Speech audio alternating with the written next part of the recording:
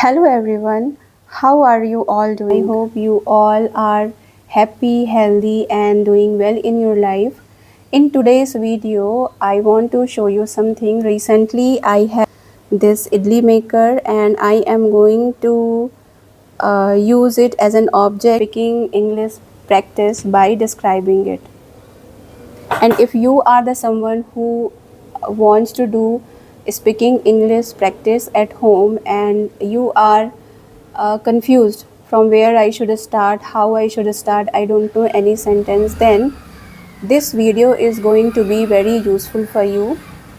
What you can do, you can follow these 7 patterns. You can say it as a key point or question. So by describing this key point or by giving this question's answer, you would be able to frame the sentence. And by following these key points for any object, when you will do it again and again, then that structure will come natural to you. You will not have to put lot of effort to make those sentences. These patterns are what it is made of, what it is used for, what color it is, why do you like it, from where did you buy it, how often will you use it. So first key point of first question, what is it? It is idli maker. What it is made of? It is made of steel. What color it is? Its color is silver. From where did I buy it? I bought it online from Amazon. How often I will use it? I will use it every week because my son, he likes momos very much. Why do I like it? I liked this idli maker because it has 5 molds, 2 molds for making idli, 2 molds for making dhokla, and 1 mold for making momos.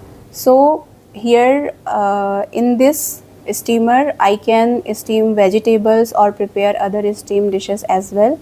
So I felt that from buying simple idli steamer, I will have benefit of having this 3 extra mold in it.